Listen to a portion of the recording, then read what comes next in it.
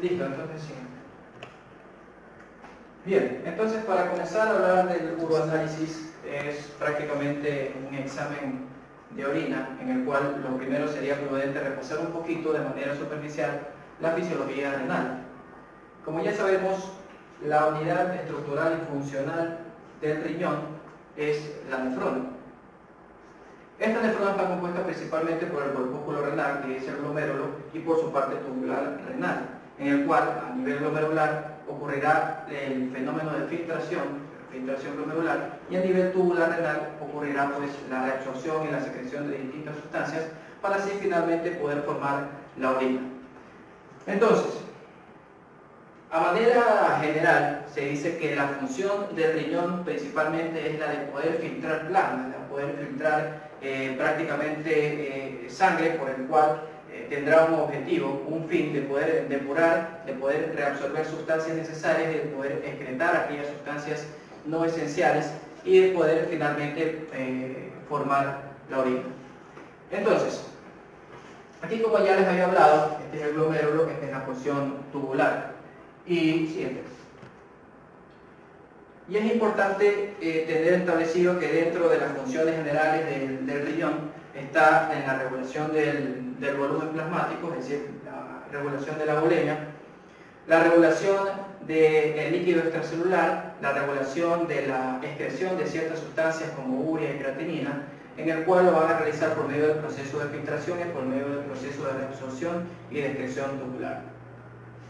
Entonces, como ya había mencionado, dos estructuras principales, el glomérulo y la zona o la estructura tubular renal. A nivel del corpúsculo renal, este prácticamente va a estar conformado por una especie de saco, que este saco tendrá hacia afuera, o en la parte más externa, se llamará la cápsula de Bowman. Es decir, la cápsula de Bowman prácticamente va a envolver un ovillo capilar que va a estar en el interior. Esta cápsula de Bowman tendrá dos polos. Tendrá el polo vascular y el polo urinario. En el polo vascular va a integrarse la arteriola aferente. Esta arteriola entra y forma, de una manera interna, tendrá una especie o una forma de ovillo, que es el ovillo capilar. Y va a emerger finalmente por medio de la arteriola eferente. Entonces tendremos dos polos o dos porciones contrarias del corpúsculo renal, en el cual tendremos el polo vascular y el polo urinario, que esto va a terminar en el túbulo proximal. Entonces, ¿cuál es el fin o cuál es a nivel fisiológico renal, cuál es el objetivo de poder explicar de manera superficial y poder adentrarnos posteriormente al análisis de orina? Es que dentro o en el interior o a nivel glomerular va a ocurrir el fenómeno de filtrado glomerular. Esto es prácticamente, si nosotros hacemos una vista más de cerca, este es el capilar, por aquí circula el plasma, y entonces el fin o el primer paso de la formación de la orina será el filtrado, es decir, el paso de la sangre desde este capilar hacia el espacio urinario. Este espacio que está entre la cápsula de Bowman y entre el ovillo capilar es el espacio urinario en el cual en él va a filtrarse el plasma que va a circular en este ovillo capilar. Entonces va a ocurrir el proceso de filtración del plasma y este será el primer paso para poder finalmente, posterior a formar la orina. Como ya les había dicho de manera más cerca, o digamos de cierto modo, agarramos este capilar que integra el ovillo capilar y de manera más cerca podemos establecer lo que ya habíamos mencionado. Aquí tenemos la cápsula de Bowman, que es la capa superficial, es una forma de saco que envuelve el ovillo capilar. Y si estamos hablando del capilar, estamos hablando de esta estructura. Esta es la luz capilar, por aquí se filtra, por aquí pasa el plasma. Entonces tendrán tres estructuras o tendrán ciertas estructuras que van a integrar la barrera de filtración glomerular. Esta va a constar principalmente de que a nivel capilar tendrá su zona o su parte endotelial, es decir, el endotelio, formado por células endoteliales que por cada célula tendrá ciertas penetraciones que van a ayudar a la filtración del plasma hacia el espacio urinario. Este es el espacio urinario y aquí les había mencionado el espacio urinario, ¿verdad? Entonces, el fin es poder filtrar el plasma desde aquí hasta acá. La primera estructura, que son las células endoteliales, encima o arriba de ellas está la membrana basal glomerular y encima de ellas estarán los podocitos. Los podocitos son estructuras celulares que no tienen capacidad de división, pero que sí van a tener la capacidad de poder adherirse a la membrana basal glomerular y serán importantes en los espacios entre cada uno. ¿Qué quiero decir? Que entre los podocitos estarán las llamadas hendiduras diafragmáticas, que a nivel molecular son muy importantes para poder regular normalmente el filtrado glomerular, es decir, el paso de plasma que va desde la luz capilar hasta el espacio urinario. Es muy importante a nivel molecular, les digo, porque hay afecciones, por ejemplo, el síndrome finlandés, por ejemplo, para citarles un ejemplo, en el cual hay una alteración genética en donde va a haber una alteración génica de la nefrina. Esta nefrina a nivel estructural pertenece a las hendiduras diafragmáticas. Entonces, si hay una alteración genética de la nefrina, el gen que codifica la nefrina, habrá una alteración a nivel de la hendidura diafragmática. Y el fin de la hendidura diafragmática es poder regular el filtrado glomerular. Entonces, si está alterado la hendidura diafragmática, va a estar alterado el filtrado glomerular. Y por ende van a pasar moléculas que no deberían de pasar. Entonces, prácticamente los podocitos, la membrana basal glomerular y las células endoteliales, estas van a constituir la barrera de filtrado glomerular, importantísimo para poder determinar un correcto filtrado. Lo que ya les había mencionado. Siguiente. Y a nivel microscópico podemos ver lo mismo. Esta es la membrana basal glomerular, estos son los podocitos, los procesos podocitarios, que son los que se van a adherir a la membrana basal glomerular, y aquí está el capilar. El capilar con su parte o su pared interna conformada por las células endoteliales, y que asimismo va a ocurrir el paso de sangre desde la luz capilar hacia el espacio urinario. ¿Sí?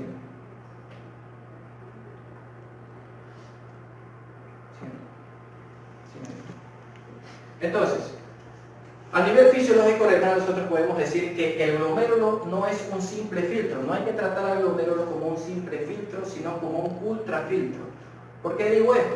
Porque a nivel de la barrera de filtración glomerular va a discriminar ciertas moléculas o ciertas sustancias según su tamaño y según su carga eléctrica.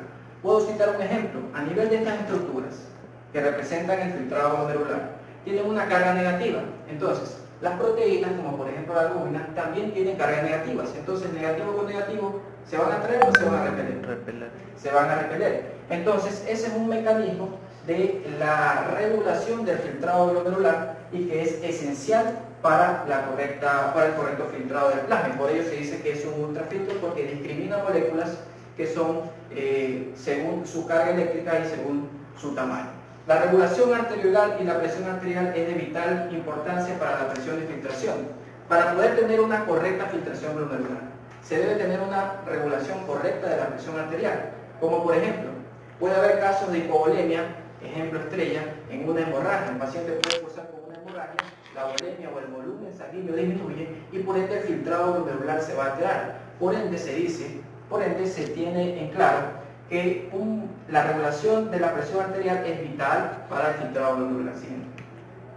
Bien, entonces ya hablando específicamente del análisis de orina, como ustedes pueden ver, es una de las pruebas básicas para poder evaluar las enfermedades del riñón y las vías urinarias, revelando datos orientativos de los trastornos nefrourinarios. Por medio de este examen de orina, por medio de este urinanálisis, nosotros vamos a tener datos importantes que nos van a orientar hacia un diagnóstico, ya sea en una patología renal o ya sea una afección sistémica que esté cursando con la ya anterior mencionada. Entonces, esta prueba tendrá ciertas ventajas. Sus resultados serán rápidos, su bajo costo y sobre todo que no será invasiva. Entonces, ¿qué es lo que nosotros vamos a relatar en esta clase? Serán las características macroscópicas, la determinación bioquímica por medio de la tira reactiva o por medio de autoanalizadores y el sedimento urinario, que ya es netamente la parte microscópica. Eso es lo que vamos a repasar el día de hoy. Un tema poco mencionado y que para mí sí es importante decirles es el método de recogida y el método de transporte de orina. Dentro del uroanálisis se dice que dentro de la emisión o la micción espontánea se la va a recoger de dos formas: la primera micción de la mañana y la micción espontánea durante 24 horas. Esas serán las dos formas de poder recoger orina. En la primera micción de la mañana, esta se aconseja que se recoja el chorro medio, es decir, el chorro miccional medio entre la micción espontánea que se tendrá la primera micción del día. Bien, dentro de la recolección a las 24 horas, ponemos un ejemplo: a las 8 de la mañana el paciente se levanta y si ese día decide recogerla por 24 horas, al momento de levantarse, la primera micción del día la desecha.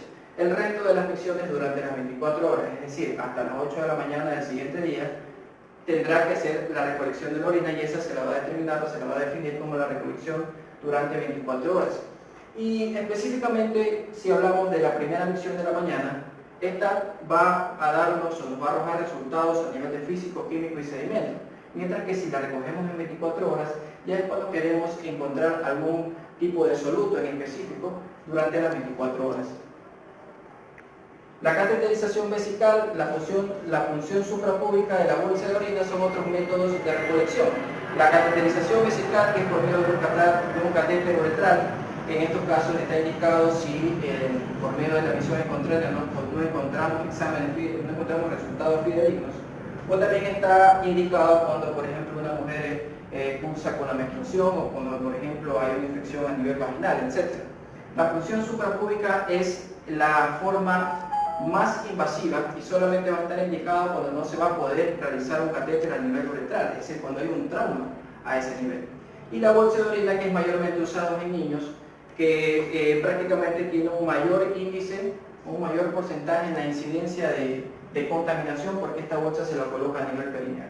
Entonces, diferentes formas de poder recolectar la orina. Ahora, algunos consejos que mencionaban las literaturas es que prevenir el ejercicio intenso exhaustivo dentro de las 72 horas, es decir, 72 horas antes de la recolección de orina. Hay que evitar el ejercicio intenso exhaustivo, el ejercicio físico exhaustivo, que pueden inducir o pueden producir una hematuria o una proteinuria producto del ejercicio físico que ha tenido el paciente. También, como ya lo había mencionado, aquellas a las mujeres que cursan con menstruación, también se integra dentro de los consejos que se debe tener o de los puntos en cuenta que se debe tener al momento de la recolección de la orina.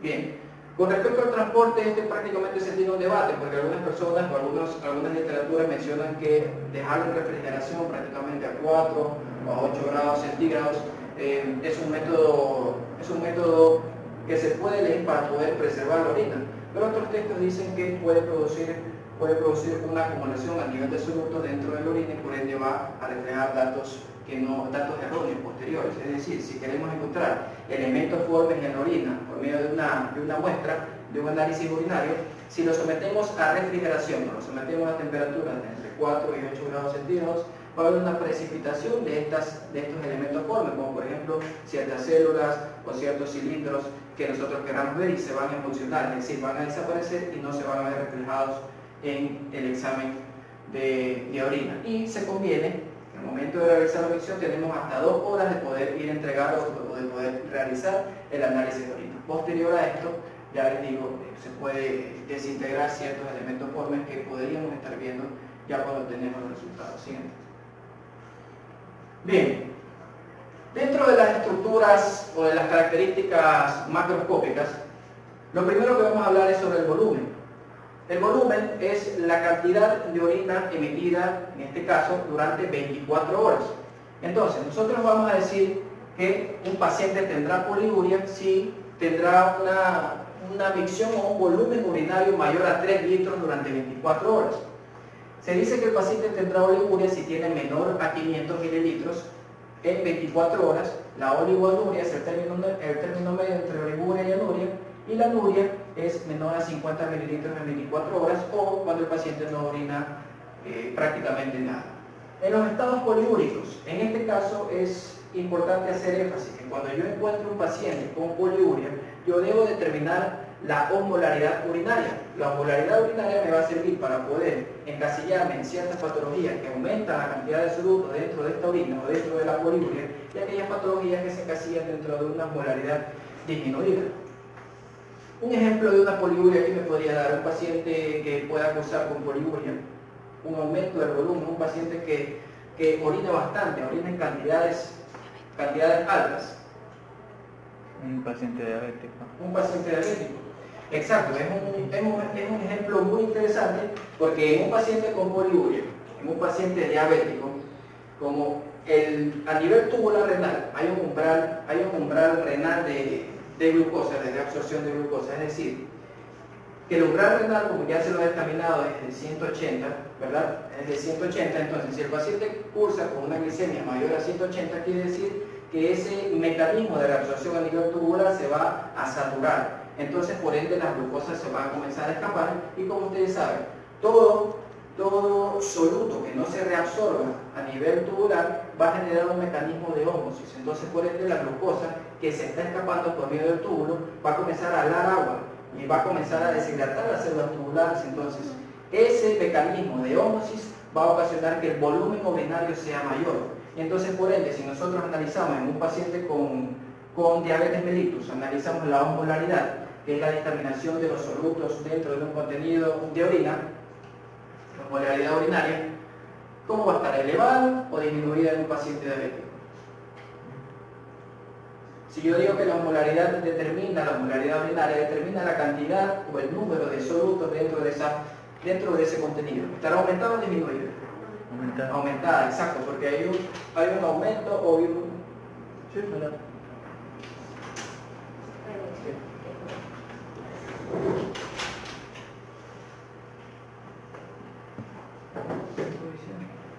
El aumento de la osmolaridad. Entonces, en un paciente diabético la osmolaridad estará aumentada porque hay un exceso de glucosa en la orina, habrá una glucosuria. Entonces, por ende, es un soluto que está en ese volumen urinario y por ende la osmolaridad está alta. Un ejemplo de osmolaridad disminuida, por ejemplo, en la potomanía, que es cuando un paciente o cuando una persona tiene una necesidad patológica de poder ingerir agua. Puede pasar incluso en la diabetes mellitus, con pacientes que tienen polidipsia, pacientes que tienen mucha sed, entonces tienden a ingerir grandes cantidades de agua y por ende también a nivel de osmolaridad estará disminuido porque habrá mayor volumen y menor cantidad de solutos. Dentro de la oliguria, como ya les dije, menor a 500 mililitros durante 24 horas, esta puede ser prerrenal, renal o posrenal. A nivel prerrenal puede cursar o puede ocasionarlo una hipovolemia o puede ocasionarlo un estado de normovolemia. Una hipovolemia, aquí nos podría dar un ejemplo de un paciente en el cual el volumen urinario está disminuido por una disminución del volumen circular. Hemorragia.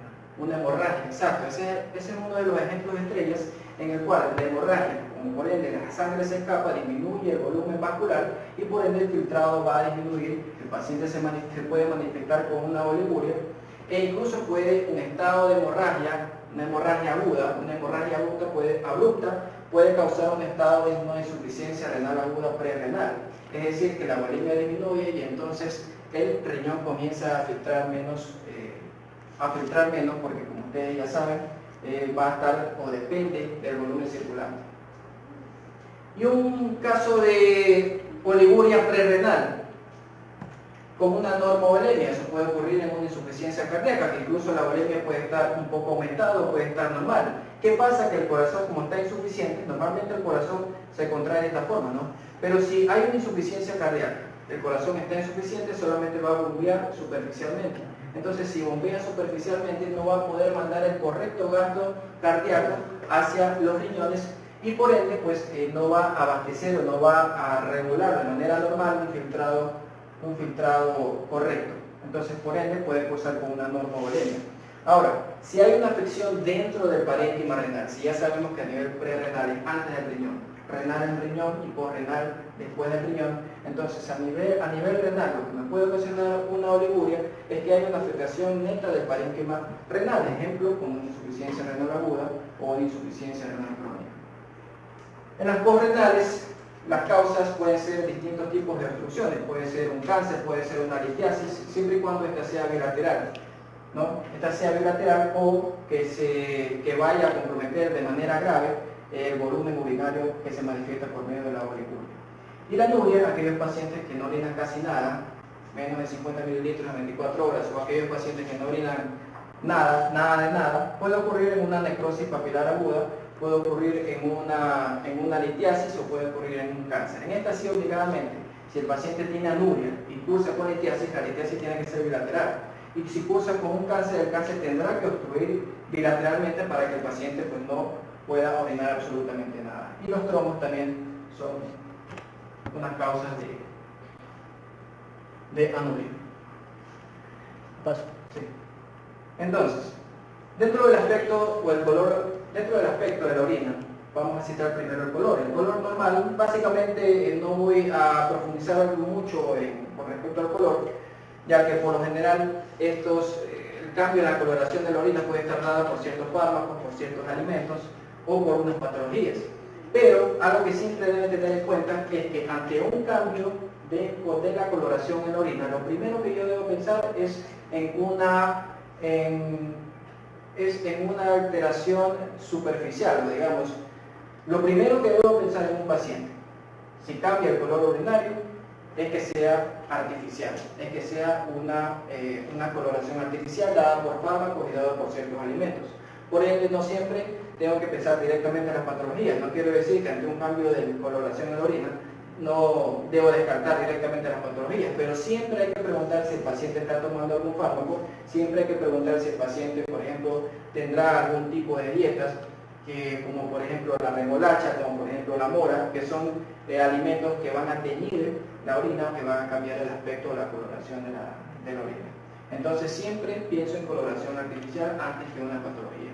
Y obviamente descartando las primeras puedo irme directamente hacia qué patología podría estar causando. Entonces la coloración normal de la orina es lo que ven aquí. Un amarillo pajizo, o un amarillo transparente, o un amarillo oscuro. Siguen. El color transparente de la orina, dentro de las alteraciones del volumen que ya les había hablado, puede ocurrir, por ejemplo, en un caso de una poliuria. Volúmenes aumentados quiere decir que hay mayor cantidad de volumen, mayor continente, menor contenido, y por ende la orina va a estar diluida, por ende la orina va a estar transparente. Sí. La orina de color naranja, esto prácticamente me puede orientar a ciertos fármacos. Como ya les dije, siempre pensar en que el paciente pueda estar tomando algún fármaco, preguntar siempre, o que el paciente pueda estar comiendo, teniendo alguna alimentación o alguna dieta que tiña la orina. En estos casos de una orina naranja o una orina bien concentrada, puedo pensar en un paciente deshidratado, en el cual la valima disminuye, por ende el filtrado disminuye, y entonces el continente va a disminuir y por ende la orina va a tornarse más concentrada. También puede pasar en el contexto de una hematuria. Una hematuria puede incluso causar hasta una alteración en la transparencia de la orina, es decir, puede incluso darla de forma o señalarla o darle una turbidez a la orina, no necesariamente tendrá que teñir de color rojo o de color naranja, una hematuria. Entonces eso hay que tener siempre en cuenta. ¿Sí? Aquí ya tenemos el rosado rojizo, que eso bueno, claramente podemos pensar primero en una hematuria, pero siempre, como les digo, preguntar por fármacos y preguntar por alimentos. La orina de color marrón, bueno, aquí no se ve marrón por el infocus, pero en esta prácticamente también puedo pensar en hematuria, también puedo pensar en un estado de deshidratación del paciente, o puedo pensar en un melanoma, o sea, en un cáncer que el paciente pueda estar cursando y que me pueda teñir la orina de esta coloración. Y esta orina espumosa, aquí lo pueden guiar ustedes. ¿Qué pueden pensar cuando ven una orina espumosa? ¿Qué me dicen? Exacto. Cuando la orina comienza a tener burbujas, comienza comienza a ser espumosa. Lo primero que hay que descartar es que el chorro miccional sea demasiado rápido, ¿no? Y obviamente también habría que descartar causas de proteinuria fisiológica, como por ejemplo el ejercicio extenuante, lo que ya había mencionado. Entonces, siempre que un paciente tenga un aumento ustedes vean burbujas dentro de la orina, si uno sospecha que, por ejemplo, puede ser un ejercicio extenuante, ya tendrá que pasar esas burbujas un día o 2 días después del ejercicio extenuante. Pero si es persistente, entonces ahí yo podría estar pensando en ciertos solutos, en ciertas sustancias que causan estas burbujas. Lo primero son las proteinurias y ya después vienen otros solutos que vamos a verlo más adelante. Siguiente. Y la orina de color verde o azul, que un ejemplo importante es la coloración de la orina verde azulada, que lo puede dar la pseudomonas aeruginosa. También a nivel de coloraciones rojizas lo podría dar una cerrate, como ejemplos a citar. Pero ahí mayormente tendremos un cuadro en el cual nos podemos guiar según la coloración de la orina y todo lo que ya he mencionado. Bien, con respecto a las transparencias se refiere prácticamente a la turbidez de la orina. Una turbidez de la orina que puede ser fisiológica y puede ser patológica. La turbidez fisiológica puede estar causada por el frío, que causa ciertas precipitaciones a nivel de la orina y que cambian la coloración a coloración ya sea turbia o ya sea un rojo o un naranja concentrado. A nivel postprandial, por medio del consumo de solutos, estos solutos pueden cambiar la transparencia de la orina. Por ello, siempre cuando se toma una muestra de orina se aconseja, como ya les había mencionado, la dieta, evitar, bueno, eso no lo había dicho, la dieta, por lo general, 12 horas antes de recoger o hacer la recolección de orina, hay que tener una dieta seca 12 horas antes, en las cuales se puede consumir todo menos frutas y menos verduras, prácticamente. Entonces, a nivel postprandial puede darle un aspecto turbio a la orina, y por medio de contaminaciones, por ejemplo, de secreciones vaginales, también puede cambiar la transparencia de la orina. Esas son las fisiológicas. Y las patológicas, tenemos la piuria, que es la presencia de piocitos en la orina, que son prácticamente glóbulos blancos muertos presentes en la orina y que me va a dar una turbidez a la orina. La presencia de matías, como ya les había mencionado, no necesariamente la presencia de matías tendrá que dar una coloración rojiza o una coloración anaranjada. Puede dar en este caso un cambio a nivel de la transparencia manifestándose como turbia. Las bacterias y la quiluria. La quiluria es prácticamente el quilo, que es la presencia de lípidos emulsionados, la presencia de bilis, la presencia de enzimas pancreáticas, que esto va a ocurrir a nivel de intestino delgado normalmente. Entonces, cuando ocurre la emulsión de estos lípidos, van directamente hacia los vasos linfáticos. Y en la quiluria es cuando hay una comunicación de los vasos linfáticos con la vejiga, es decir, el contenido de los vasos linfáticos pasa a la vejiga por medio de una afección como por ejemplo una fístula que estén entre estas dos estructuras y por ende se vaya a manifestar con un color lechoso, lo podemos ver así, la quiluria. Y la anterior era la piuria ya mencionada. Dentro de la determinación bioquímica, vamos a hablar primero sobre la densidad urinaria. La densidad urinaria es el primer parámetro con respecto a la determinación bioquímica en un análisis de orina. La densidad normal de la orina será de 1.001 a 1.040. Por lo general, si yo tengo una alteración dentro de la densidad, que tenemos las alteraciones, si la densidad está aumentada, si la densidad está disminuida. Cuando una densidad está aumentada, ¿qué ustedes creen que pasa en la orina? Si la densidad está aumentada, ¿estará más concentrada o estará más diluida? Concentrada. Concentrada, ¿verdad? Sí.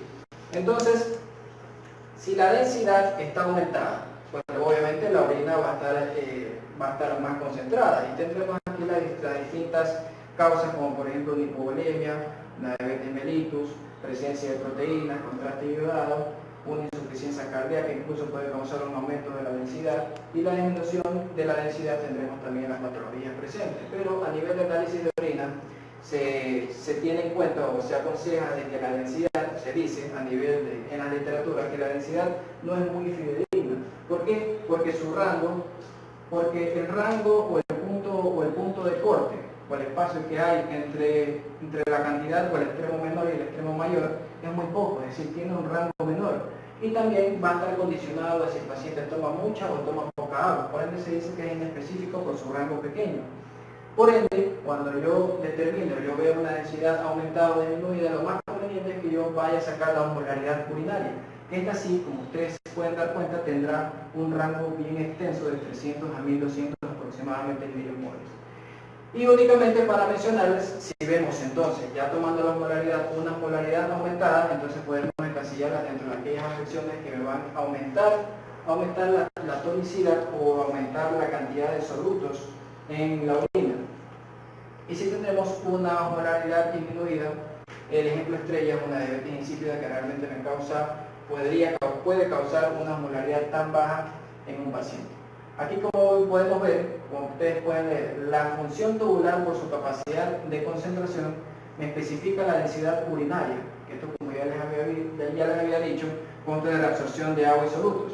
El número solo filtra, es decir, en este caso, si yo veo una alteración de la densidad, entonces netamente tengo que decir que a nivel tubular hay una afección, porque el túbulo es el que se encarga de reabsorber, es el que se encarga de excretar y de poder modular la densidad urinaria para ya después, posteriormente, ser miccionada. Entonces, si yo veo una alteración en la densidad, yo veo una alteración en la osmolaridad, yo digo que hay una tubulopatía o hay una afección a nivel tubular que va a causar una alteración dentro de la densidad o del contenido del orina.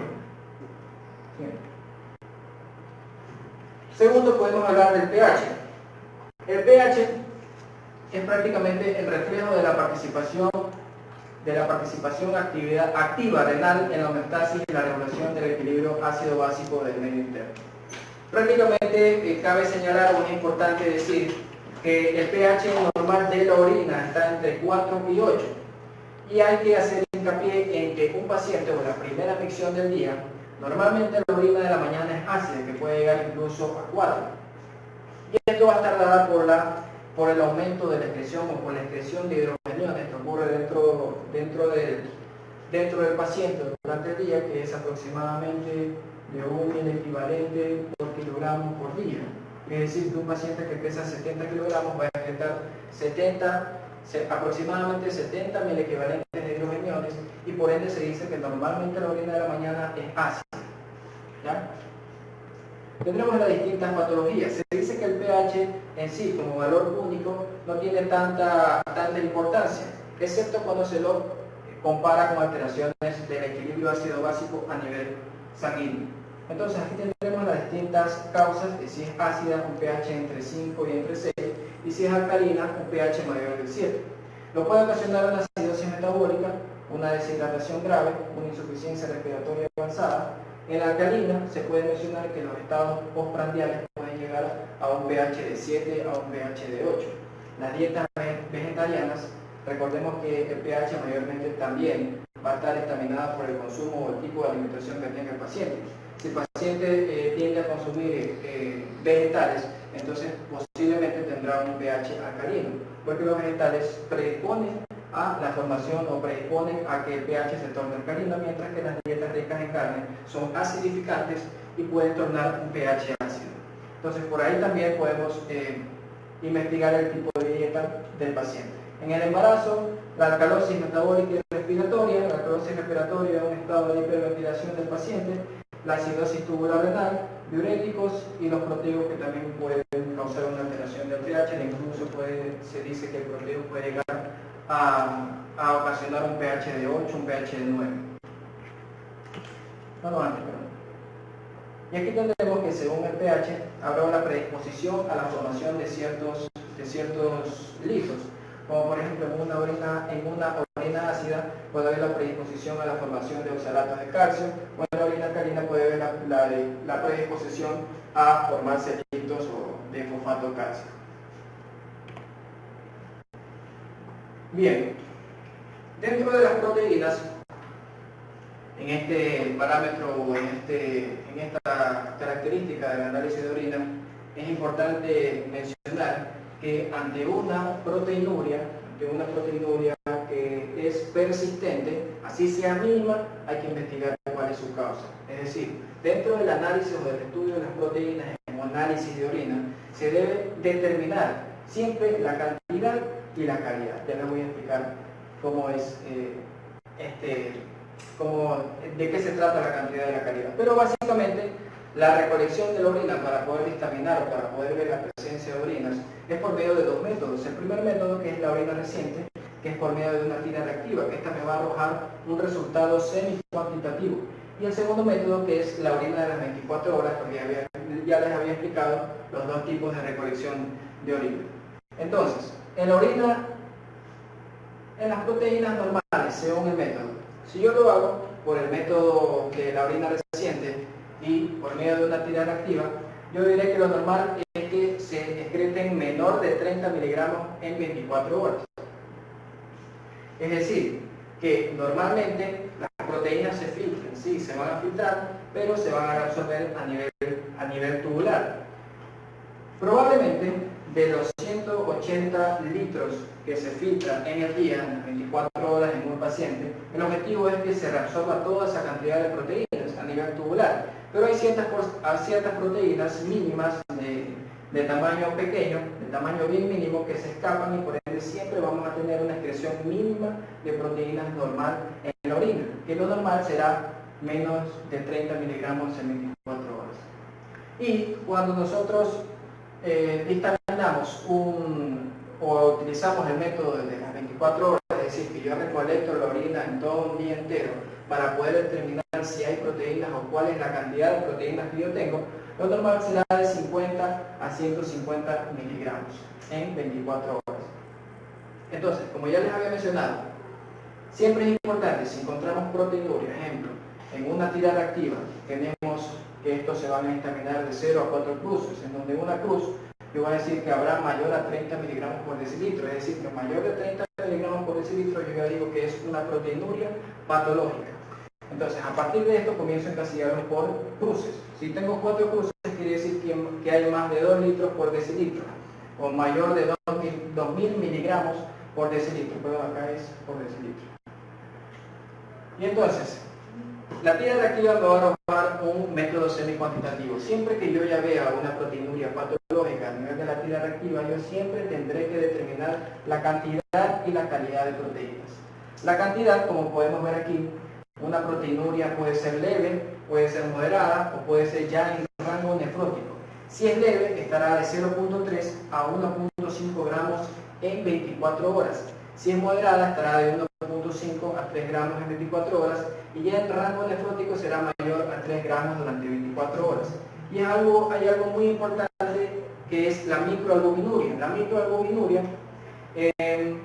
a nivel de tira reactiva, la tira reactiva no me va a determinar una microalbuminuria.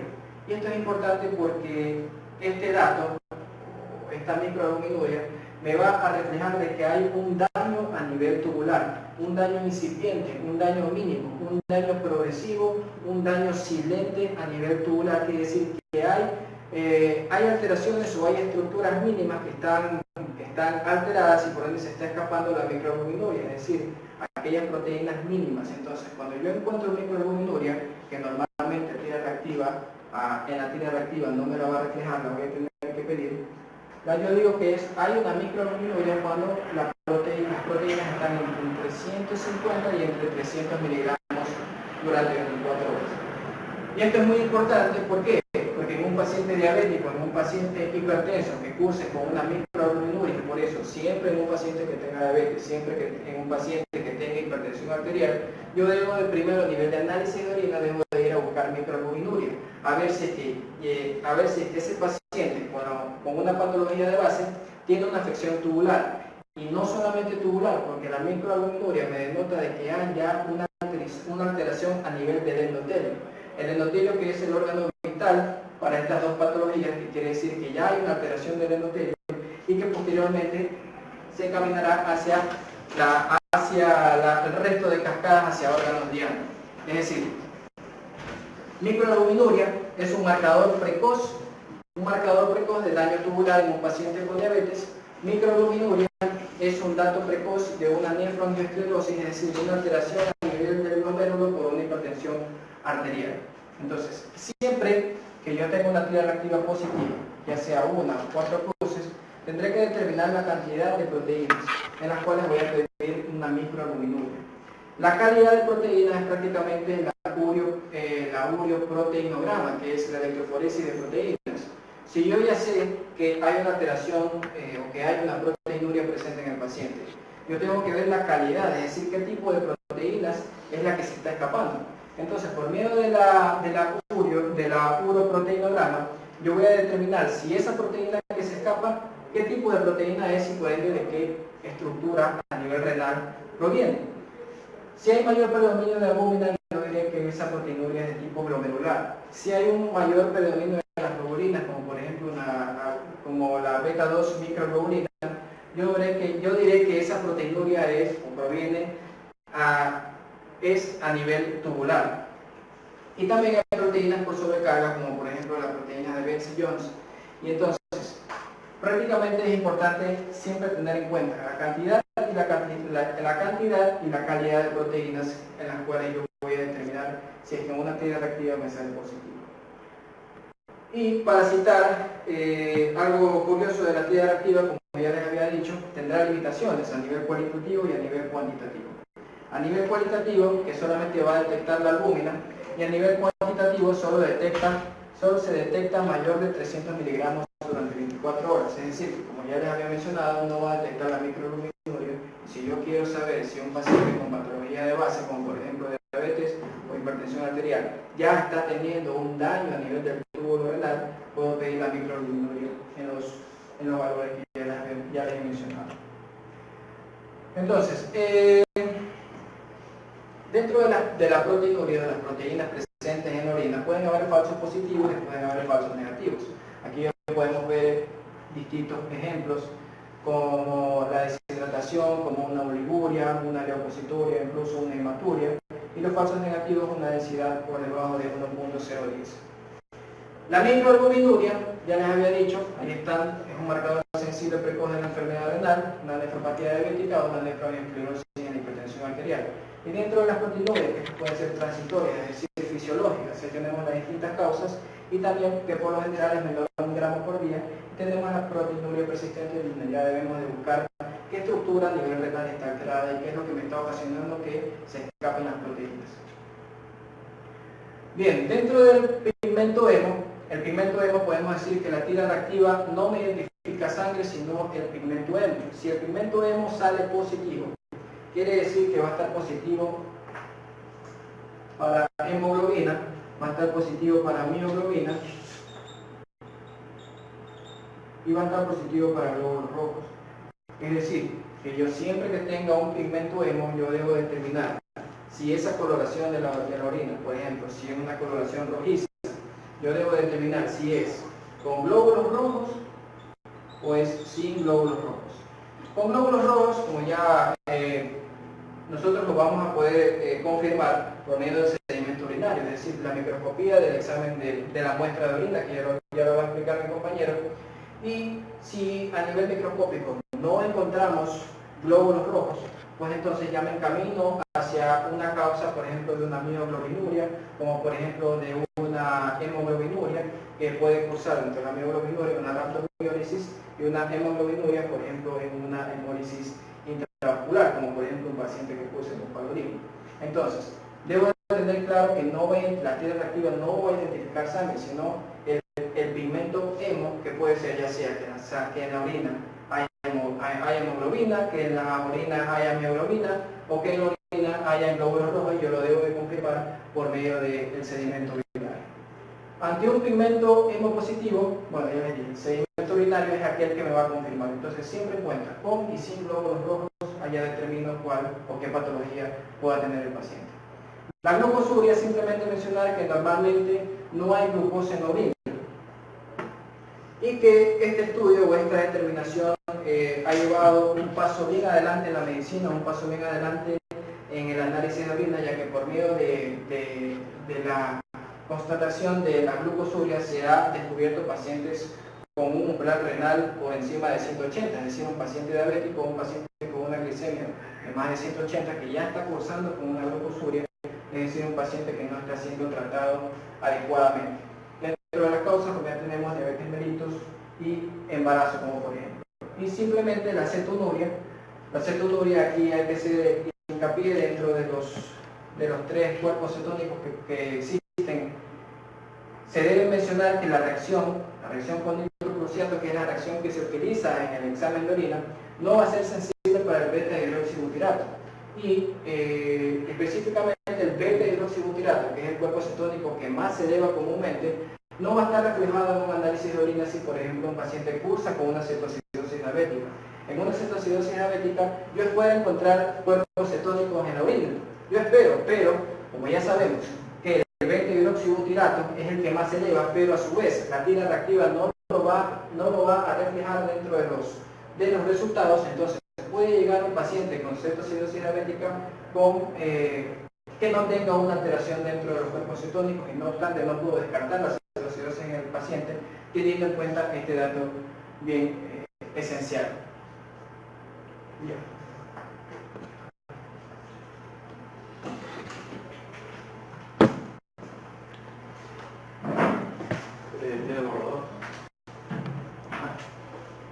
Bien, chicos, para continuar, antes de empezar, continuar más bien la charla con los diferentes parámetros del examen de orina, quiero hacer unas pequeñas puntualizaciones. En primer lugar, lo que estamos viendo es el examen de orina, ¿sí?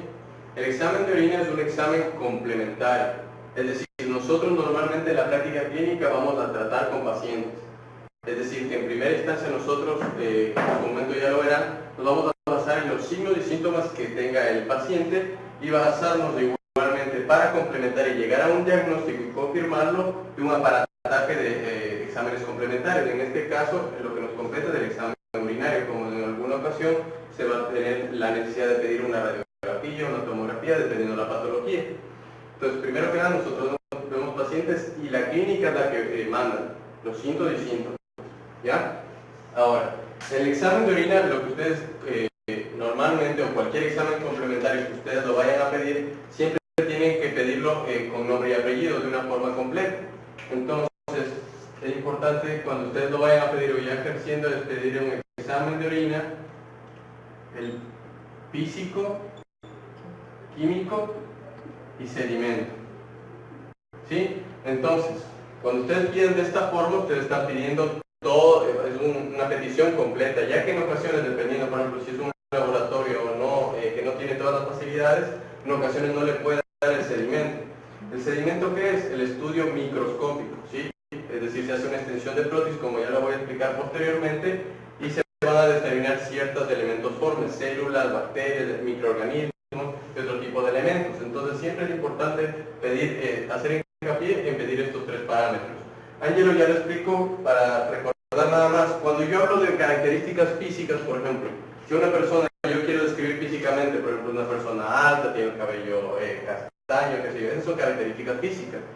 Cuando yo me refiero a la parte, supongamos que esta es una muestra de orina, la parte física, que es, por ejemplo, en esto, se encuentra de un color transparente, se encuentra, al decir transparente, puedes deducir que la osmolaridad va a estar, no está concentrada, es decir, va a estar reducida.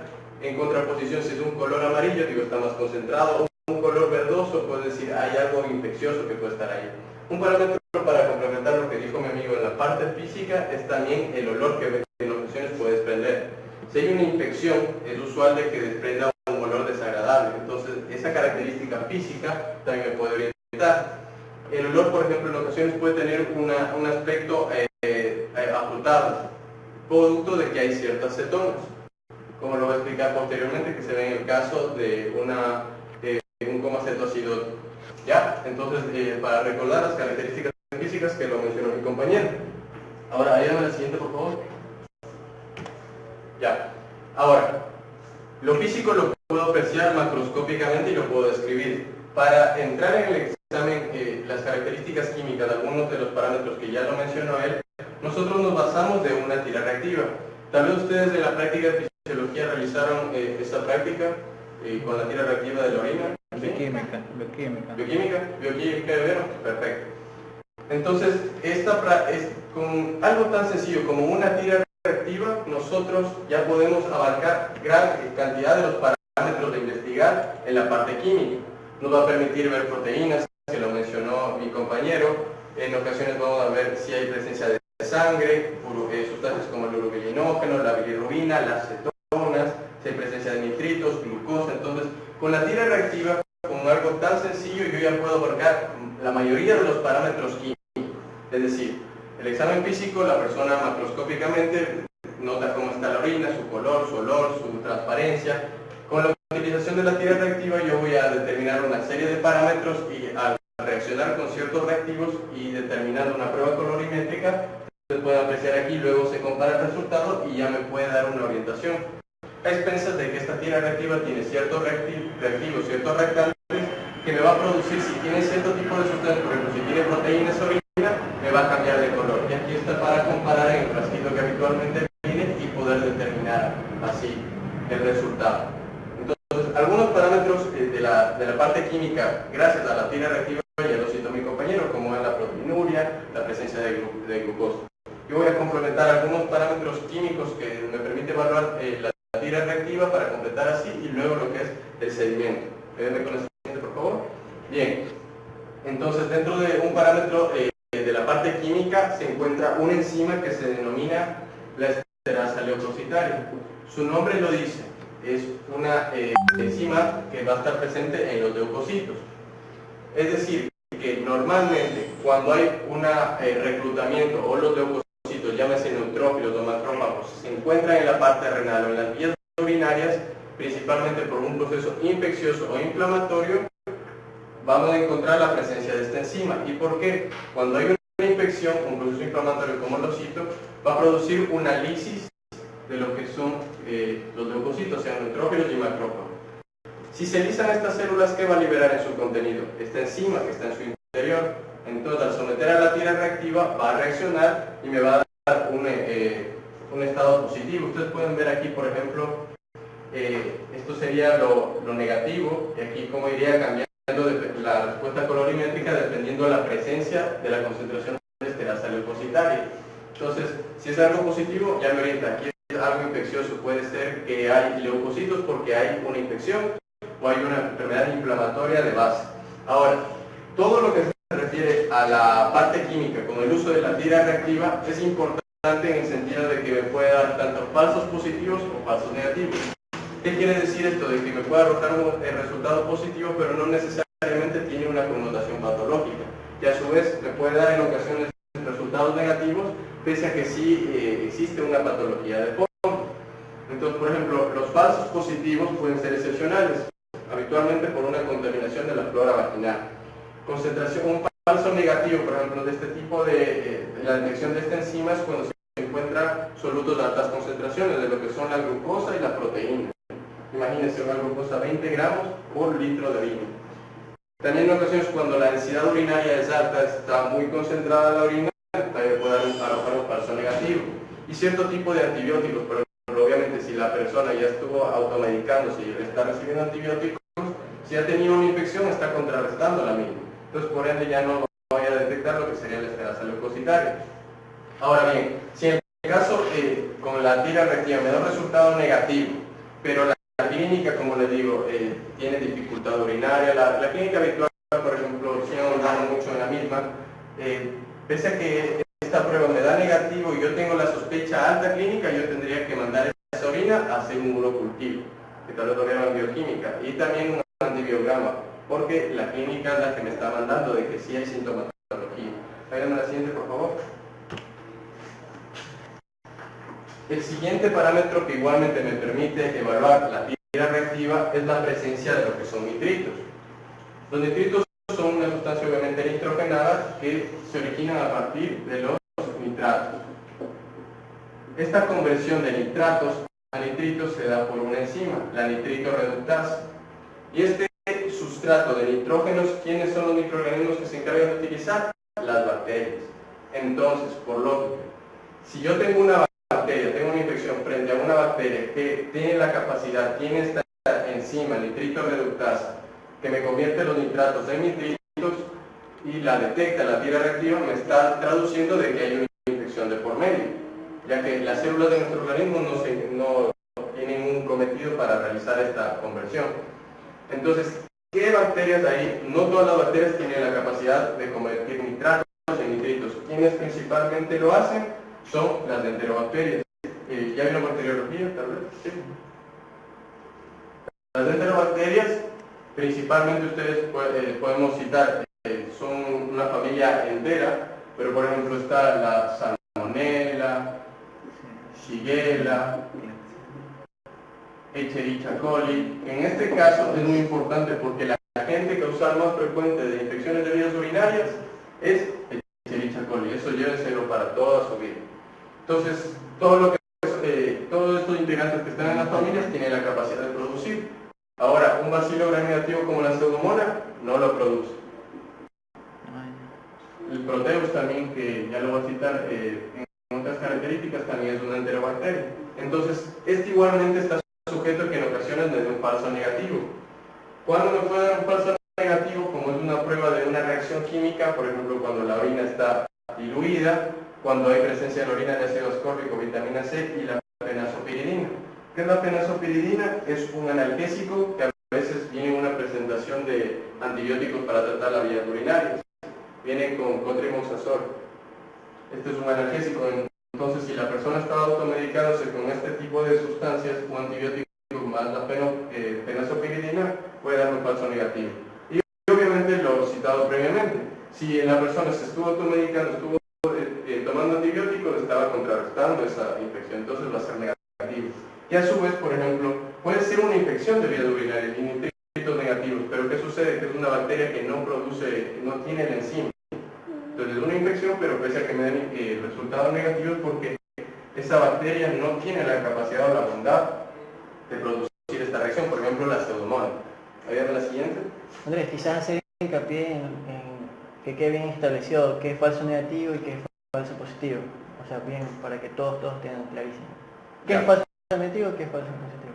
Bien, un falso negativo, por ejemplo, supuestamente, entre comillas, podemos decir que es un resultado que me arroja negativamente, pero no necesariamente porque en realidad es así, ya que hay ciertas condiciones que se suman y me van a variar y me va a dar una respuesta que es falsa. Por ejemplo, en el caso, fíjense en la respuesta antibiótica. ¿Por qué me da falso negativo a pesar de que está la persona con infección?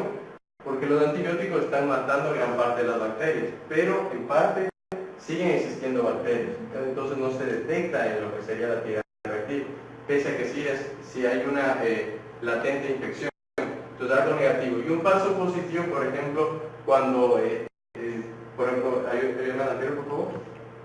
Por ejemplo, un falso positivo, una contaminación vaginal. No quiere decir necesariamente de que hay patógenos, bacterias no bien patógenas, sino que es propio de la flora comensal de la persona. En este caso no me está traduciendo a alguna infección que está causando sintomatología y perjuicio, sino que es algo normal, sino que se contaminó. Entonces, eso con respecto a falso positivo y falso negativo. Y eso está sujeto porque al ser algo tan sencillo como una tira reactiva que está sujeta a sustratos y a varias sustancias, puede haber ese cambio, tanto falsos positivos como falsos negativos. ¿Tema la siguiente? Ya. Otro parámetro que me permite la tira reactiva es encontrar lo que son pigmentos biliares, es decir, lo que sería la bilirrubina y el urobilinógeno. Entonces ahí ustedes, como ya vieron un poco lo que sería fisiología, hay que recordar el metabolismo de la bilirrubina. Y miren qué interesante, por ejemplo, a veces hacer un examen complementario, un examen simple de orina, con la presencia de una tira reactiva de bilirrubina o urobilinógeno, yo ya me puedo orientar una patología de otro sistema, en este caso del aparato gastrointestinal en sus accesos, como son la parte hepática. ¿Por qué? Entonces, si ustedes me siguen aquí con la imagen, normalmente la bilirrubina procede en los glóbulos rojos, en su interior está la hemoglobina albergada. Una vez que el glóbulo rojo pasan los 120 días de su ciclo habitual de vida, van a tener que ser lisados. Y la hemoglobina está constituida por un grupo M y una proteína que es la globina. Este grupo M es el que se va a degradar para formar lo que sería la bilirrubina, ¿sí? A partir de una reacción química que se produce. Entonces, a partir del grupo grupo N, yo ya tengo bilirrubina, pero esta es una bilirrubina no conjugada o libre, que todavía no se conjuga porque no ha llegado al hígado. ¿Ya? Esta bilirrubina indirecta o libre está unida a lo que sería la albumina. Se encuentra circulando fuertemente unida a la albumina. Es importante recalcar porque ya lo voy a explicar posteriormente cuál es su importancia. Una vez que esta bilirrubina se incorpora en el interior del hígado, específicamente los hepatocitos, se va a conjugar con el ácido glucurónico y me va a formar una bilirrubina conjugada. Esta bilirrubina ya una vez conjugada va a continuar igualmente a través de los canalículos biliares y va a seguir las vías biliares y va a continuar en su proceso, en su cometido, que llegar al intestino delgado y hueso para provocar la digestión de las grasas, contribuir a la digestión en general. Entonces, una vez que llega al intestino delgado, esta bilirrubina conjugada, gracias a las bacterias, se va a convertir en urobilinógeno, que es una de las sustancias que nosotros podemos detectar. Este urobilinógeno en parte se va a resolver nuevamente en el hígado por la circulación enterohepática, se reabsorbe por las vellosidades intestinales, va por la vena porta y sigue un circuito enterohepático. Pero parte de este urobilinógeno se va también a excretar por vía renal. ¿Ya? Entonces, de ahí el por qué yo puedo encontrar urobilinógeno en la orina, que es igualmente una sustancia que derivó de la bilirrubina. Y a su vez, en ocasiones, una vez que ya la bilirrubina está conjugada, y en cambio, por ejemplo, imaginemos que aquí se encuentra un cálculo en la vía biliar, en el coledo. Entonces, toda la bilis que se está produciendo está estancada, no me permite pasar. Entonces, una vez que esta bilis se estanca, no puede continuar su trayecto hacia la vía intestinal para la digestión. Esta se va a extravasar y va a llegar a la sangre. Esta bilirrubina conjugada que se extravasa producto de un cálculo, por ejemplo, que impide el tránsito habitual, esta va a llegar a la sangre y se va a filtrar en los riñones y yo puedo encontrar bilirrubina conjugada. En ese caso, miren, al encontrar una bilirrubina conjugada en orina, yo ya traduzco. Aquí probablemente hay una obstrucción total del flujo biliar, producto de un cálculo, puede ser un cáncer igualmente que está obstruyendo la vía extrahepática, y esto permitió de que se extravase la bilirrubina conjugada, llegue a la sangre y como ya se encuentra en la sangre, se filtre en el riñón y se elimine. E igualmente, por ejemplo, aquí el paso que ya les expliqué, el urobilinógeno, como puede en ocasiones también un 5% llega y se elimina. Entonces, de ahí la importancia igualmente de asociar, de que pese a que es un examen de orina, comprende un complementario que se orienta más que nada al aparato nefrourológico, también tiene importancia en la esfera de otro tipo de aparatos, también me podría orientar bastante. Entonces, igualmente, falso positivo si estaba tomando un antibiótico que venía con coadyuvancia con una fenazopiridina. Falsos negativos, por ejemplo, si la luz, la orina estuvo expuesta a la luz solar y a otras sustancias como el ácido ascórbico o el selenio. Y por ejemplo, un dato adicional nada más, que la alta concentración de nitritos, que lo hablamos previamente, es decir, la presencia de bacterias que convirtieron en nitritos, me disminuye la reactividad. Ahí ustedes pueden notar, por ejemplo, que es un falso negativo. Es un efecto, un factor exógeno, en este caso, alta concentración de nitritos me impide que haya una reacción adecuada. Pese a que en condiciones normales sí daría un resultado positivo. ¿Hágame la siguiente? Bien, las cetonas. En el caso, por ejemplo, del aspecto físico, que lo cité, por ejemplo, una orina, un olor a manzana en ocasiones lo refieren o afrutado, puede ser por la presencia de cetonas. ¿Y cómo lo confirmo igualmente? O las tres tipos de cetonas que existen son la acetona, el ácido hidroxibutírico, que lo citó mi compañero, y el ácido acetoacético. ¿Cuál es la importancia de explicar brevemente? Normalmente, ¿cuál es la molécula universal de energía en nuestro organismo? La glucosa, ¿cierto? Pero en ocasiones, por ejemplo, en el paciente diabético, en particular el diabetes mellitus tipo 1, que su tratamiento es con insulina, ¿ya? O en aquellas personas, por ejemplo, que hacen un ayuno prolongado, cuando no hay glucosa, nuestro organismo tiene que buscar otra ruta metabólica, otra molécula de energía para poder consumir, para poder realizar todas nuestras actividades, quemar, encontrar ciertas kilocalorías. Entonces, no hay glucosa, por ejemplo, en un ayuno, en el paciente con diabetes mellitus tipo 1, que no está tratándose adecuadamente, principalmente con su insulina, no hay glucosa. En ese caso, ¿qué hace el organismo? Va hacia las grasas. Y si recuerdan en bioquímica, mediante la beta oxidación de los ácidos grasos libres, se van a formar estas cetonas. Y a partir de estas cetonas se puede formar energía, ATP. Pero en ocasiones, sobre todo en el paciente con diabetes mellitus tipo 1, esta producción de cetonas, aunque es para mantener energía, puede ser contraproducente y puede dar clínica. Y toda la dificultad de que una persona puede cursar con una cetoacidosis diabética.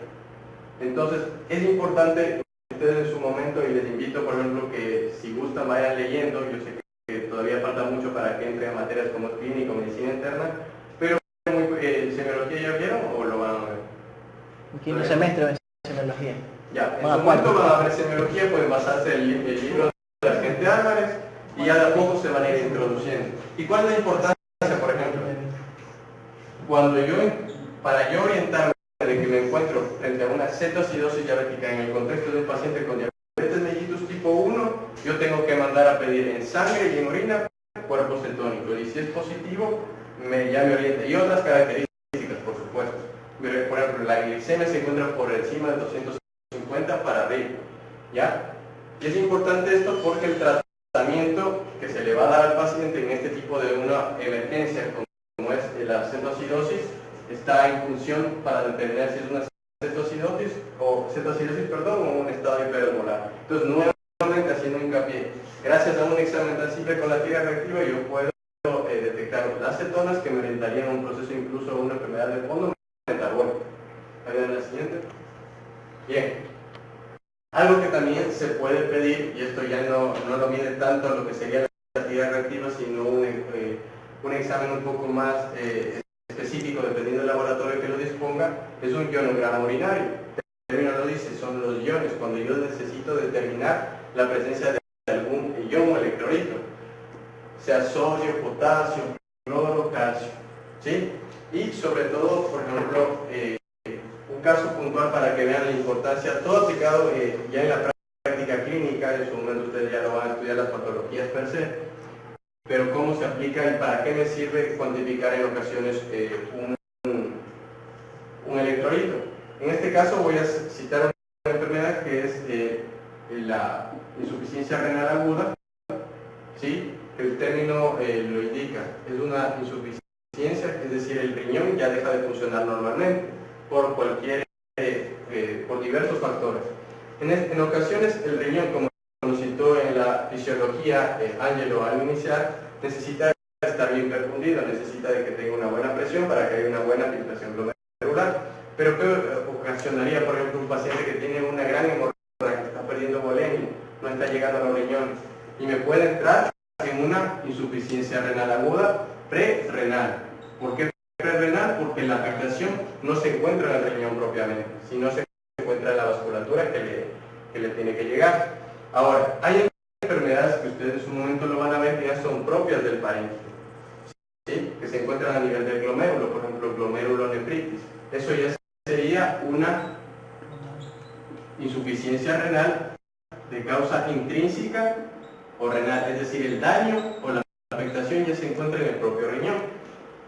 ¿Y por qué explico esto? Esta diferenciación en el caso en este contexto de la enfermedad es que si yo deseo saber o diferenciar más bien si la causa es prerrenal o si es una afectación propia del riñón, yo me voy a basar en varios parámetros, pero uno de estos es del sodio en orina, es decir, yo me valdría del ionograma para ver el sodio en orina, la fracción excretoria de esta sustancia. Y por ejemplo, en la causa prerrenal, por ejemplo, está un paciente hipovolémico, está con poco volumen arterial circulante, ¿no es cierto? Entonces en ese caso el organismo, ¿qué va a hacer? No va a tratar de orinar y eliminar, va a tratar de retener. Entonces al retener agua yo estoy reteniendo sodio, es decir que si yo evalúo en un ionograma en una paciente en ese contexto que es hipovolémico, me está causando una insuficiencia prerrenal, ¿se está excretando o no sodio?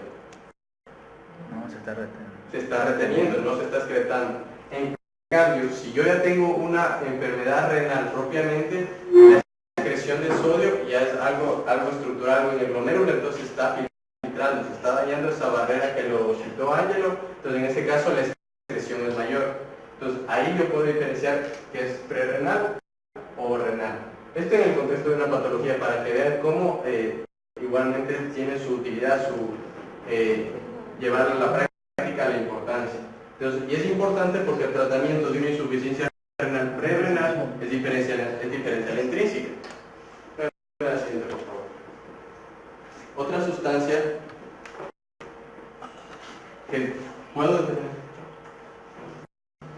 sustancia que yo puedo determinar es la creatinina y otros azoados. ¿Cuáles son los azoados? Son la urea y la creatinina, por su sigla CR. La creatinina es producto del metabolismo de los músculos. Una persona que tiene mayor masa magra, mayor musculatura, va a tener valores de creatinina mayor. La urea, en cambio, viene producto del metabolismo de las proteínas. La urea normalmente se convierte del amoníaco, se convierte a nivel del hígado por el ciclo de la urea, que tal vez lo revisaron en bioquímica, en urea. Y la urea se puede eliminar porque el amoníaco, si se elimina por vía renal, es muy tóxico. Entonces el hígado se encarga de convertirlo en urea para que así se pueda depurar con la orina. Estos son los azoados. Y por ejemplo, si yo me encuentro con un paciente que está afectado renalmente, no funciona su riñón normal, estos azoados van a estar elevados. Los parámetros normales en hombre y mujer, ustedes pueden ver cómo se encuentran, varían, eso es importante conocer. Todo lo que son valores, y eso en su momento lo van a revisar. Por el momento no es necesario que se lo aprendan, pero sí ya vayan teniendo un enfoque general de lo que es el tema que estamos abordando. En su momento ya lo verán. Entonces, en ocasiones, la creatinina, como puede ser un azoado, puede, en una afectación renal, puede estar elevado. En ese caso, por ejemplo, tendría que pedir un examen de orina de 24 horas para determinar cómo se encuentra la función renal, si mis riñones están funcionando normalmente. Ayúdame con la siguiente, por favor.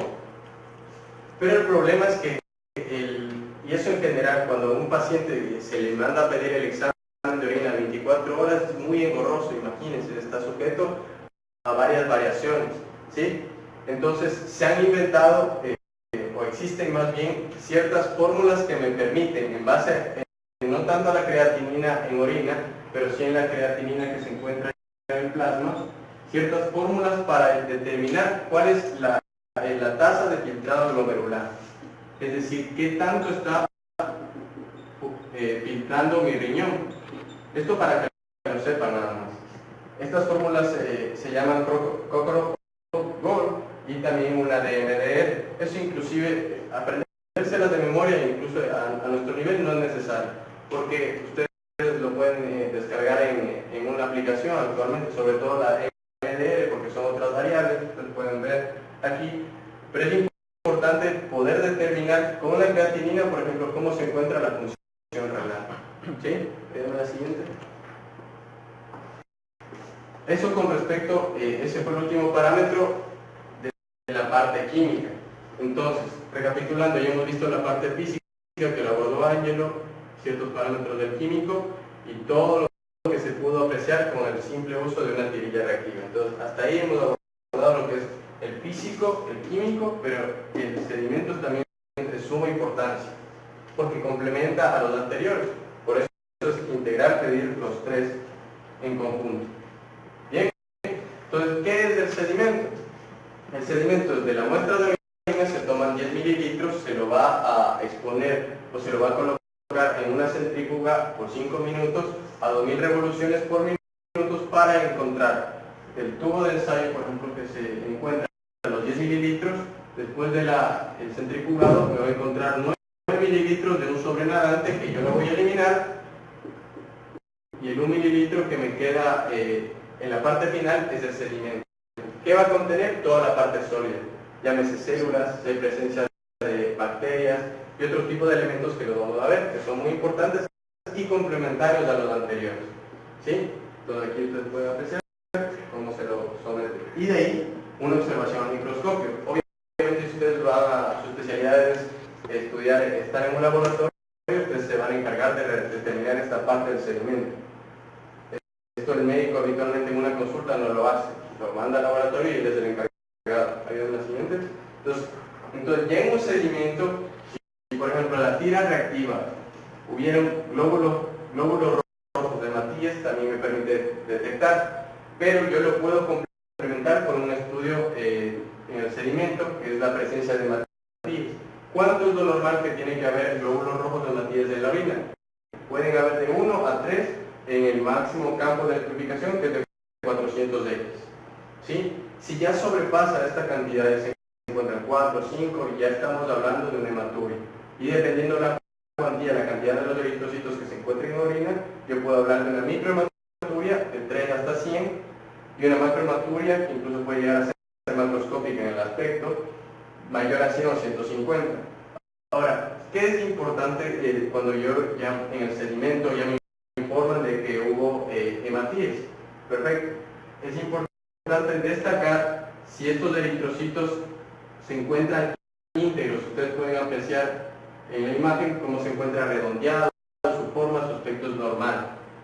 En cambio, en ocasiones en el sedimento pueden encontrar eritrocitos que tienen una estructura, una forma, un aspecto totalmente anormal.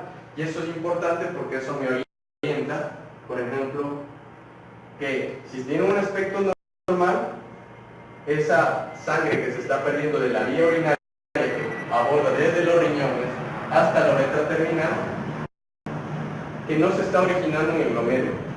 Es decir, no hay una afectación del riñón. Esa puede originarse a nivel de la vejiga, producto de una cistitis, puede ser un cálculo que se enclavó en un uréter y me está provocando una erosión y está sangrando. Entonces, los glóbulos rojos son normales. Pero ¿qué sucede en cambio cuando son dismórficos? Están alterados su estructura. Eso ya me orienta de que el daño ya se encuentra en los glomérulos, es decir, una enfermedad del riñón. Y eso obviamente tiene una connotación más grave, porque no es lo mismo que una persona tenga una cistitis, tenga un cálculo que se enclavó en un uréter, que tenga, por ejemplo, una glomerulonefritis, una afectación renal, que dependiendo de la amplia esfera de patologías que puede haber, puede ser muy grave. Entonces, aquí, la causa de hematuria ustedes tienen que pensar, puede abordar todo el aparato geniturinario, desde la pelvis renal, continuar un uréter, vejiga, la uretra prostática en el caso del hombre, y desde la parte microscópica que son los glomérulos. De ahí ustedes tienen que preguntarse, ¿es de origen glomerular o no glomerular? Sería más ventajoso para el paciente no tan ominoso o grave de que sean no glomerulares, que los eritrocitos sean normales. Aquí ustedes pueden ver en la extensión del frutis cómo se veía habitualmente y cómo se lo estudiaría. Entonces de ahí es importante conocer si esa hematuria era de origen glomerular o no. Otra parte que yo puedo ver en el sedimento y que ya lo vi en la tira reactiva era, por ejemplo, en los leucocitos que vimos en la tira reactiva, la esterasa leucocitaria, que indirectamente si está la presencia de la esterasa leucocitaria, yo digo, puede ser una infección, puede ser una inflamación, pero en cambio aquí yo ya de una forma más objetiva ya estoy viendo, la persona que se encarga ya está viendo a los leucocitos propiamente. Igualmente tiene un rango de normalidad, 2 a 5 leucocitos por campo de orina es normal, mayor de 5 ya es algo anormal, y eso ya igualmente se complementa con lo anteriormente citado. Ahora, también, además de leucocitos neutrófilos o macrófagos, yo también puedo encontrar otro tipo de células que son parte de la inmunidad celular, como son los eosinófilos. Y cuando yo tengo una eosinofilia en orina mayor al 5%, yo puedo asociar de que se trata de una nefritis intersticial por hipersensibilidad. En ese caso, cuando pueden ser por fármacos que me causen alergia, como las penicilinas o incluso procesos virales que pueden provocar esta nefritis. Pues miren, a partir de un hallazgo tan simple como determinar un tipo de célula como eosinófilos, yo ya puedo orientarme una patología y a su vez yo ya puedo deducir las posibles causas de la misma. Ahora, es normal de que en ocasiones todo el revestimiento epitelial de del conducto la vejiga, de cualquier parte del tracto genitourinario, se desprendan cierta cantidad de células, es algo normal. Pero en ocasiones puede haber un proceso canceroso que produzca un desprendimiento de orina. Entonces hay células cancerosas que pueden ser determinadas al alimento.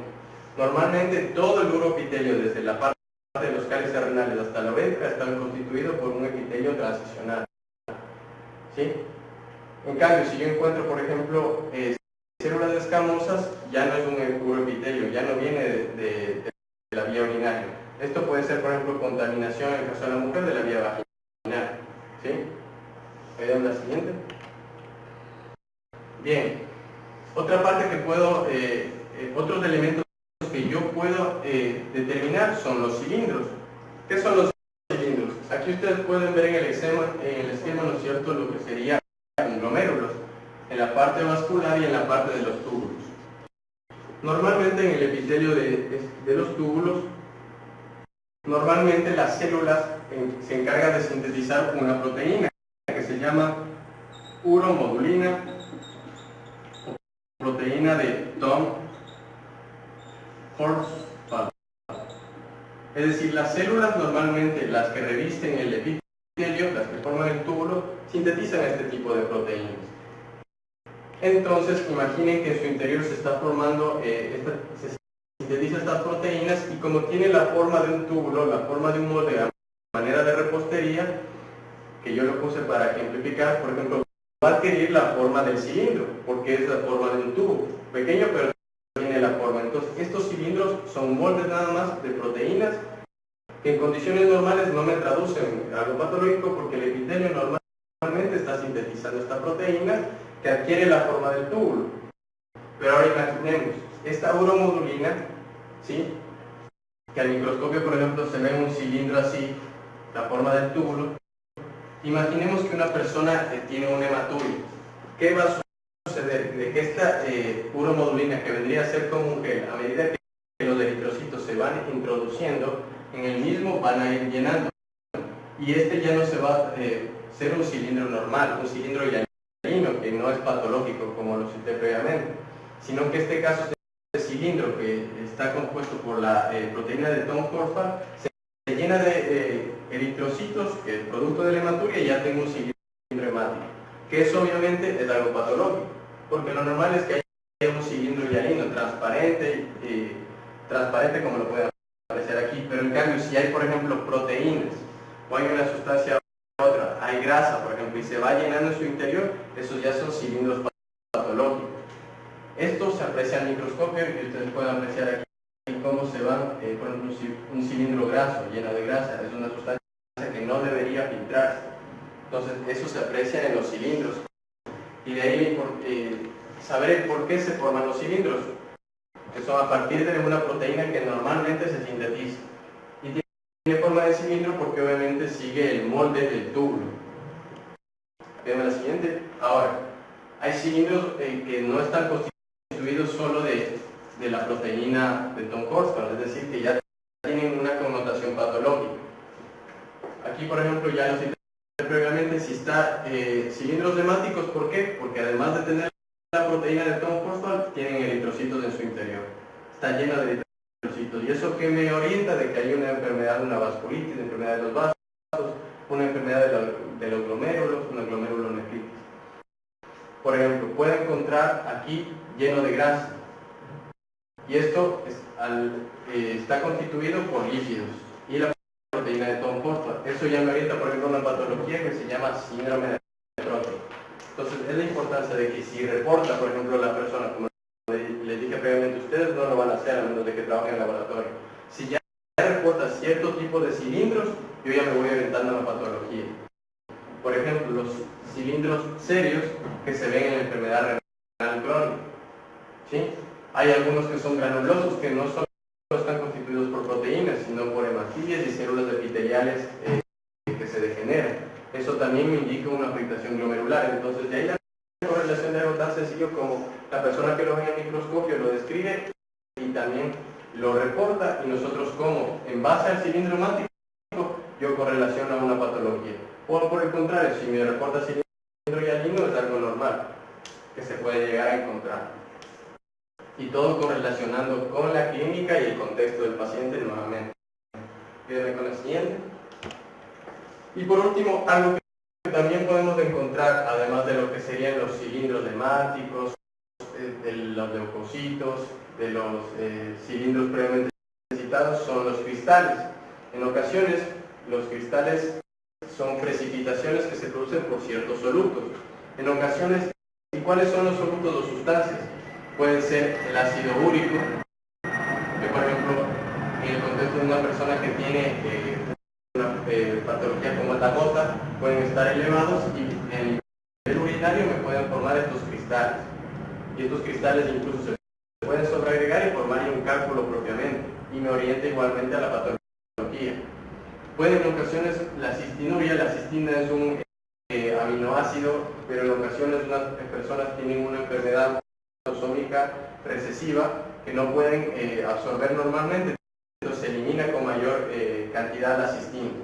Eso es algo, una enfermedad rara, pero igualmente. Pueden haber cristales de cistina, pueden haber también cristales de fosfato que muchas veces no tienen una connotación patológica, son muy similares comparándolos con los cilindros hialinos, pero en ocasiones pueden verse en las infecciones.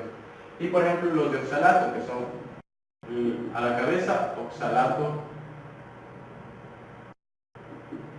de calcio, que estos igualmente me propenden, me favorecen a que la persona puede tener o formar más bien cálculos. Entonces, esta parte del sedimento es importante también, ya que si se determina una de estas sustancias y que tienen diversas formas, como ustedes lo pueden apreciar, en forma aquí de ataúd, en forma hexagonal, característico del ácido úrico, y un sinfín de posibilidades que pueden ser cristales. Y dependiendo de la sustancia que lo conforma y la característica que tiene que saber la persona que se encarga de estudiar eso, ya me reporta eso y se asocia. La siguiente. Ya. Entonces, hemos acabado con la parte igualmente del sedimento. Entonces, haciendo hincapié una vez más, se lo pediría así completo: físico, químico, sedimento, la parte física, algo macroscópico que yo puedo escribir, químico principalmente en base a reacciones colorimétricas usando la tira reactiva, y el sedimento lo hace la persona capacitada con el microscopio. Y todo ello, cada hallazgo me va a correlacionar cuando me llegue el reporte a mí, yo lo voy a relacionar con la clínica, la sintomatología del paciente e igualmente determinar las causas. Mi compañero y yo en ocasiones hemos citado que por ejemplo la proteinuria hay cierto tipo de causas, la hematuria tiene cierto tipo de causas. Y tal vez aunque sean muchas es necesario tener una noción, recordarlas, porque una vez que nos llegue ya el examen de orina y ya por ejemplo yo encuentro proteínas o alguna sustancia normal, yo ya puedo correlacionar con la clínica. Como lo dije al iniciar, nosotros vemos pacientes, primamos lo que sería la sintomatología y nos ayudamos de un examen complementario tan importante y tan básico y sencillo como es el examen de orina. Entonces habitualmente aquí lo coloqué como viene. Miren, en la parte del físico, por ejemplo, tenemos el aspecto, siempre viene un valor de referencia, que son las características de lo normal y el hallazgo de la persona, del paciente en este caso. En la parte física estaría el aspecto, el color, el olor.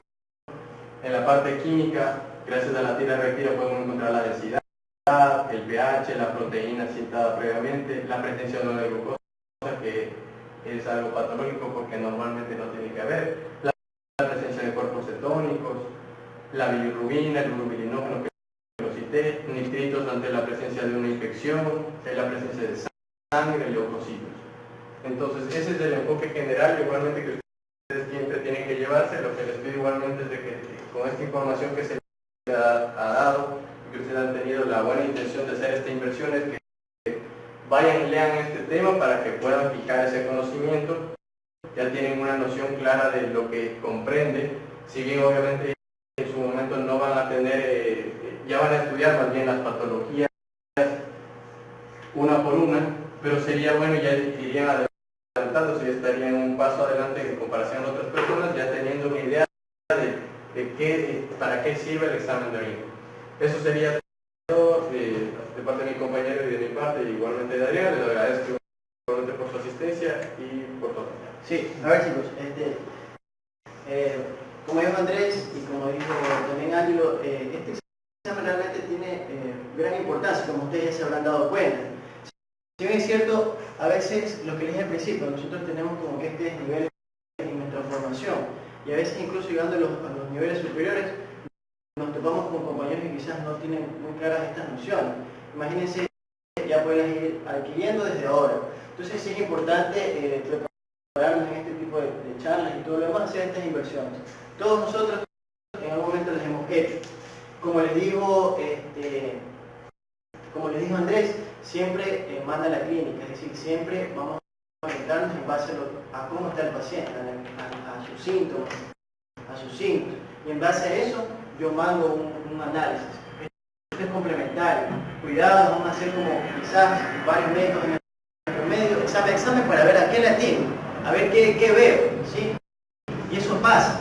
Entonces, ustedes yo creo que han hecho ya un cambio, ya porque ustedes buscan prepararse en algo desde ahora. Entonces, yo los felicito por eso. De igual manera ratifico las gratitudes por haber acudido a esta charla. Estaremos dando constantes preparaciones en distintos temas de importancia en nuestra práctica médica. Entonces, gracias, se pueden acercar